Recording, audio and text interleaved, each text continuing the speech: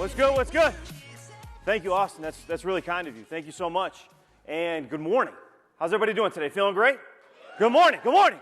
I'll tell you what, it's living a dream for me. Being on the stage doing this right now is living a dream. So thank you so much for the opportunity just to be here, to contribute, and to make a dream a reality, to continue to chase my passion, which is to provide value, impact, and speak. It's unbelievable to be here, and I'm emotional right now, so I'm going to take a breath. You know what I thought was interesting? I thought the fact that Coach Dan Campbell and I had something in common was awesome, right? Because I respect that man. I respected him a lot before I saw him in person. I respected him even more once I saw him live and saw that he was so authentic and real. And the one thing that stood out to me that I thought was interesting was the threads between what he said, the hero question that was asked, and what I'm going to tell you here today. Because today I want to just share a little bit about my journey. Guys, I'm 42 years young. I got gray hairs. Things are falling apart. I am down the back nine of life, although may it be a great back nine and the best weather yet. But I'm here to tell you guys that some things happen in your journey of life, and I got to tell you, my last 5, 6, 7 years, boy, has it been quite a journey.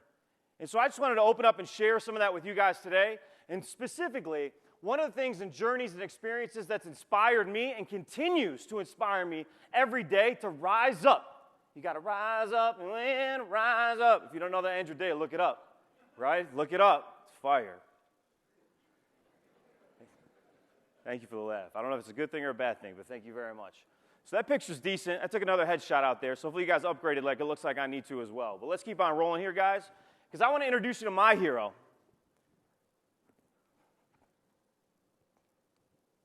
It's Norm Schmidt. Just turned 77 years young, about 4 or 5 weeks ago. It's a great picture right here. In fact, the picture was taken on the story I'm going to tell you right now. I love my dad for so many things. He's kind, patient, caring, generous, compassionate. Wow, has he put up with a lot over his life and continues to have a beautiful soul. And I got to tell you, it's taken me about 35 to 38 years to actually understand, value, and appreciate that in a man. It's unfortunate, but maybe that's how life goes. But now as a father of a 9-year-old and a 6-year-old, I've never valued it more, and I've never respected him more in my entire life. My dad, he loves to adventure. It's also what I incredibly appreciate about this man. 77 years young, ladies and gentlemen, in 4 or 5 weeks, he's going to hop on a 50-foot boat, and he's going to charter a boat to northern Lake Huron, in what's called the North Channel. Anybody ever been? The North Channel. It's actually the little small space right at the top of the Great Lakes on the rim of Canada. Now, I don't know if you know this or not, but sailing in the Great Lakes ain't exactly a breeze. The Edmund Fitzgerald. Anybody with me on that, right? This is a 77-year-old man in open water sailing the Great Lakes. And he does it with students as a teacher and an experience, which is unbelievable. He goes on trips. He spends months in Hawaii and Florida. He sails with his friends. He's been sailing for 35 years. In fact, he's got his captain's license and his admiral's license. He could roll up on a 40-foot boat, grab a couple of you guys out of the audience, and say, hey, let's go make a day of this thing. And off we go. So I sold my dad into an adventure. In fact, I sold myself into it. He already had it planned. My father was going with his crew. You know, he's got a whole posse, sailing posse, right? And so what they start to do now as they become a little bit older is they're adventurous. They want to go experience. Yeah, sailed the Great Lakes 50 times. What else is out there, right? We all be blessed to have those problems. And so I sold him into the opportunity to join him and his friends in the British Virgin Islands. I knew, even at a ripe young age of 9 years ago in my early-ish 30s, that this was going to be a lifetime memory. But I had no idea what was in store, which was kind of exciting. The beauty is I flew into St. Thomas, took an hour ride on a nice little water taxi for an hour straight, and I rolled right up into Road Town, right in that little cove right there in the middle of Tortola. It's the main hub of the Virgin Islands. It was amazing. And just to give you a visual, we actually went counterclockwise. We left Road Town, and we went all the way around all of the islands you see to Peter Island again, and then came back to Road Town, just to give you something to think about. Now I ask you, stay with me here, but do one more thing. I'd like you to visualize and picture who's the person in your life, family, friend, close confidant, that you've had a life experience with, a defining moment with, and that has helped guide you through your life after that for years to come. And I'd like you to hold on to that for a moment. And I'd like you to think about it as I share my story with you today. That's the boat.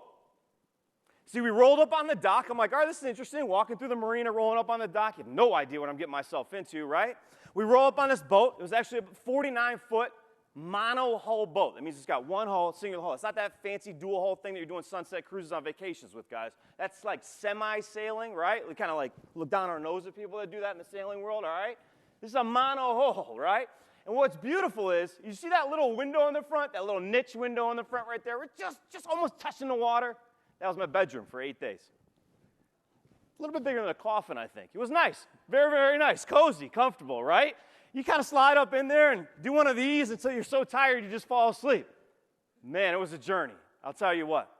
It's got a kitchen on the boat, full working kitchen, right? We wake up in the mornings, cook a little oatmeal. Pops always has oatmeal, 40 years, oatmeal every morning. Cooks a little oatmeal. We sit on the back of the boat, right? There's the bow and the stern. I'm trying to learn all these things still. Sit on the stern of the boat, have a little breakfast, and we sail along. So we roll out of there. We roll out of Tortola. We make a hard left, right? And we're off, and away we go on our adventure.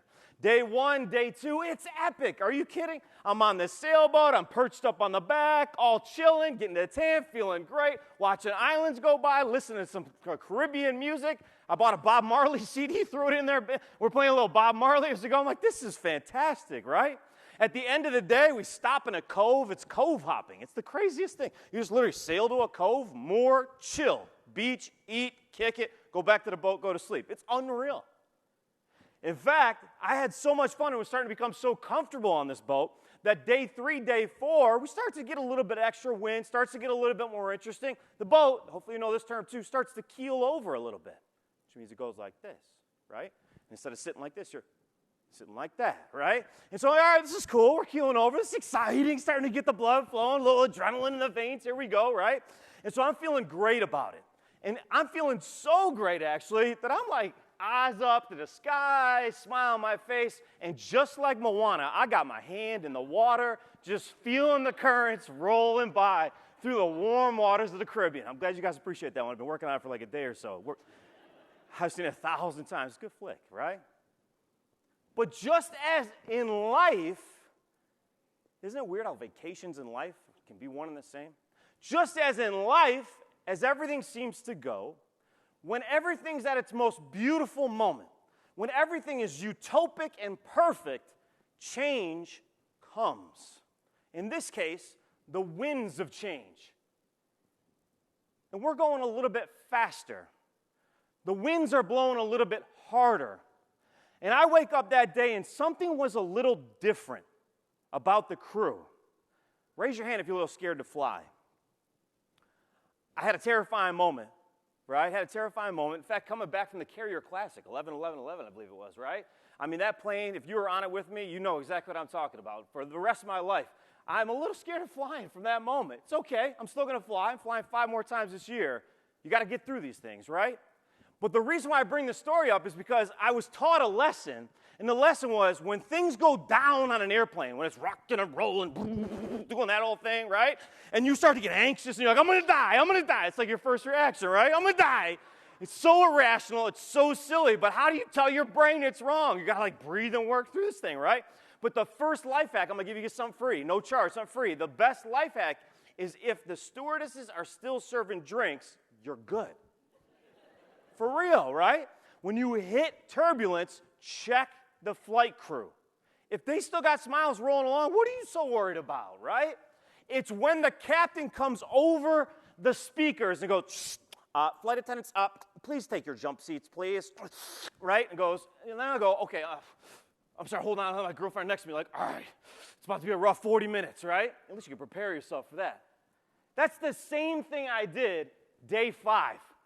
I looked at my father, There was a captain who was the anointed captain of the crew, and there was a crew of his friends, another 3 guys, and there was me. I was kind of like the throw-in, trying to help where I could. And they were different. They were acting different. They were moving different. They had a higher level of intensity. It seemed like vacation mode and cruise mode turned into something else. And I, for a moment, go, oh, shoot. And so I got my same usual spot, but I started keeping my awareness high and looking around at what was happening. And they're moving quicker. They're pulling the ropes faster. They're making the knots tighter. They're aiming the sails different. And I'm like, all right, here we go. Just sit. It's cool. And I got one of those fancy life preservers that when you hit the water, it just goes, right, and blows up. So I'm like clipping that bad boy on. I'm like, you know what? If I end up in the Caribbean, this bad boy's going to go off, right? And away we go for the day. Now, I'm sorry, it's good, it's a little bumpy. Hey, we're keeling over, but I've been doing this keeling thing for 3 days. We're keeling over, we're good, right? And then here it comes. As soon as we hit open water, as soon as we get away from the comfort and the safety and the warmth of the cove and land, then the wind hit. The change hit. The adversity hit. The challenge hit. And me, I went like this and held on. And you want to know what my father, at this point in time in his mid-60s, it's 9 years ago, and his friends did? They smiled. They laughed. And they said, pull the sails tighter. We're going that way. Captain's like, we're going to make tack 45 degrees. Make tack 45 degrees. I'm like, oh, my God, this is insane, right? I go, what do you want me to do? They go, just sit right there, right? I was like, all right. And I'm sitting there in the corner, and I'm watching them go. I'm like, whoa. And then I go to my dad. I'm like, Dad, what? And he goes, just focus. This is great. Just focus. He's like locked in, so I don't want to mess with him. And I'm dang sure not going to mess with the captain, right? And so here we go. Off we go into the open waters, on to our next destination. And what happens next is I say, Dad, hey, over here, Dad. He goes, Jeffrey, yes, Jeffrey, isn't this fun? I take a deep breath and go, Dad, I guess. But hey, I just want to let you know, there's like a really nice cove I can see right there. In fact, that's like a deserted beach. Maybe we go there. You know, out there looks like a little crazy. Over there looks real nice and calm. And my dad, this is really apex moment of the entire journey. My dad literally is at the helm of the boat. If you see on this picture behind me, there's 2 helms. He's at actually the top helm because we're keeled over. So the boat literally is like this, and he's up here. He's literally, guys, 3 feet above me, looking down at me while I'm in that corner down there, like, right, one of those. And he goes, Jeffrey, you don't get it. We came here to sail. And I stopped for a minute, and I looked in his eyes, and I looked at front, and I looked at the crew, and I said, damn right. Let's go get this today. They aimed the boat right for the waves. 6 and 7 foot waves, ladies and gentlemen. The boat literally was going up the wave, whoop, and you're like a roller coaster, whoop, and then it would go down the wave into the trough, whoop, and then you come up the next wave, and it wouldn't get over the next wave. The wave would break over the bow, and they're like, oh my God, and you go up again and go down, oh.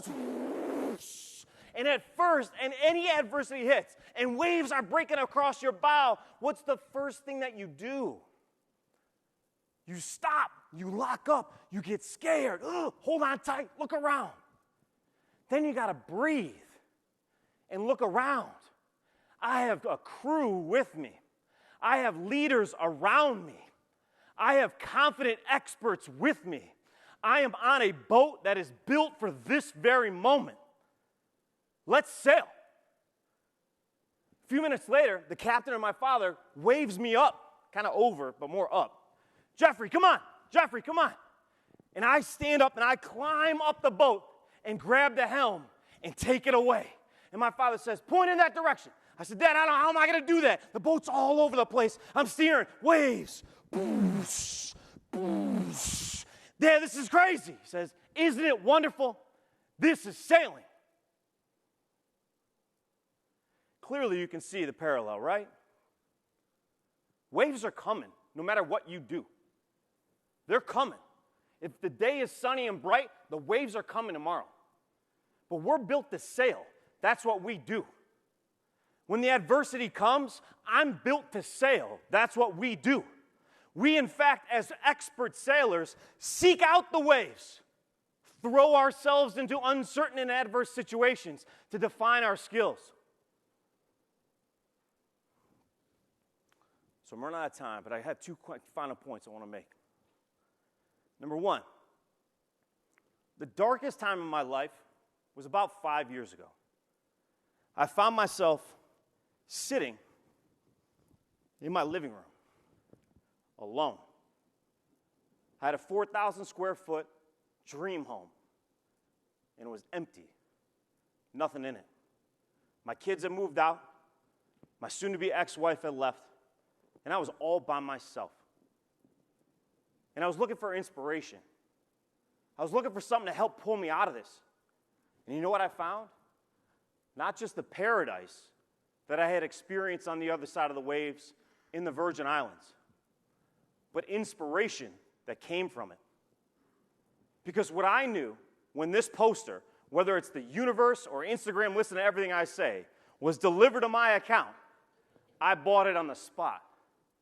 And what used to happen is I used to wake up every day in my bed and look at an empty bracket where a TV used to be. And I would start my day thinking, shit, I used to have a TV there. And then I'd look around and be like, and I used to have a family here too. What I did is I put that picture there instead. So the first thing I'd see every day is bring on the waves. And the last thing I would say every day is I'm built to sail. And it used me. I used it, I should say, to get me out of my darkest time in life. The final thing is life is crazy. 3 weeks ago, I woke up on a Wednesday to the worst text you can ever see. Your father's in the hospital. He just had a stroke. I'm going to update you in a few hours. And it's crazy, right? Because, you know how cruel life is? Because I literally had to see that, read it, looked at my girlfriend. I was like, whoa, things just got real. And then I stood up and I took a breath, and then here comes my 2 children ready for me to take them to school. And I have to, all right, babies, let's go have a day. Knowing in an hour I was going to have a conversation I was not prepared to have. And so I get my dad on the phone a few hours later. He's good, thank God. And he tells me, Jeffrey, I'll tell you what, I lost feeling in my face, Bell's palsy. I can't really use my left hand that much, but I got this putty, and I'm able to smile now again, so we're making some real progress. And he goes, Jeffrey, I'm going to work this putty like you wouldn't believe, and I'll have my hand back. And I'm on the phone with my father, tears streaming down my face, trying not to show my emotion. And I say to him, Pops, you're going to be great. He goes, you know what, Jeffrey? A couple more weeks, I guarantee you, I'll be ready to sail again. Me and those kids, we'll be in that North Channel. Just you wait. I said, you know what, Pops? You're right. We came here to sail. Smooth seas, oh, they never made a skilled sailor. Bring on the waves, because I'm ready. Thank you so much. I appreciate you guys.